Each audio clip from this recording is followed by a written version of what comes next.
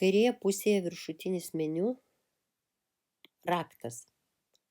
Pirmas add. Čia aš galiu pridėti kažkokį vaizdą iš savo foto galerijos, aš galiu padaryti nuotrauką, aš galiu atsisiųsti, aš galiu pridėti tekstą. Tai dažniausiai naudoju kaip referencą, jeigu noriu pasižiūrėti, ar noriu perpiešti, ar noriu nukopijuoti. Taip pat galiu iškirpti, nukopijuoti. Toliau Canvas.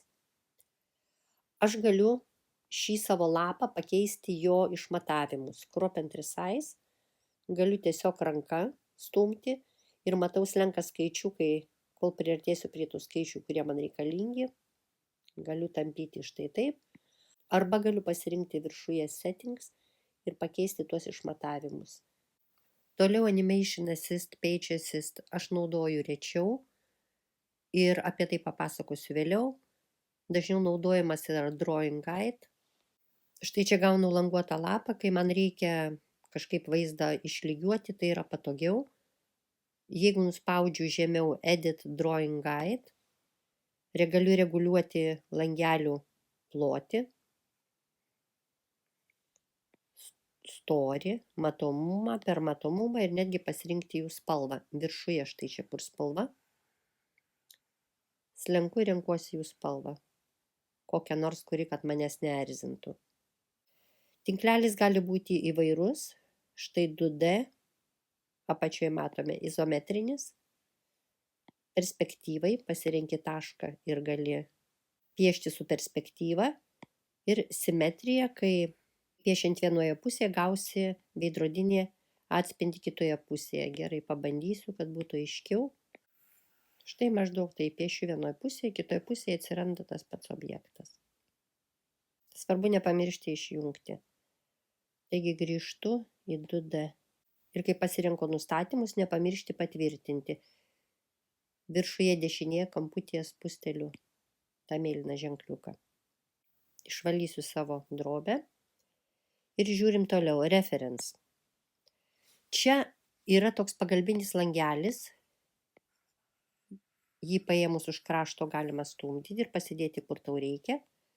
Čia galiu importuoti kokį nors vaizdą. Iš savo nuotraukų pasirinksiu. Taigi šitas paveiksliukas naudojamas tam, kai aš noriu nenukopijuoti, bet tiesiog perpiešti pasižiūrėdama. Kryžiukas ir uždarau. Žiūrim toliau.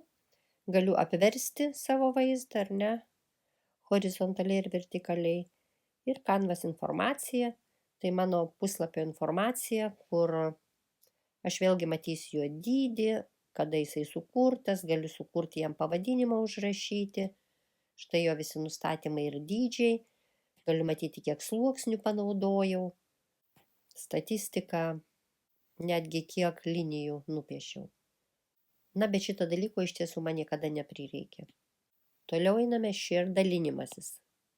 Kai aš savo darbą pabaigiau, jis lieka mano galerijoje, bet jeigu aš noriu juo pasidalinti, aš jį galiu išsiųsti. Aš galiu išsaugoti štai pasirinktų formatų, tų formatų yra labai daug. Jeigu aš išsaugosiu PSD formatu, aš galėsiu jį po to redaguoti Photoshop'e, pavyzdžiui, išsisaugo visi sluoksniai. Bet jeigu noriu nuimti foną, galiu PNG formatu išsaugoti.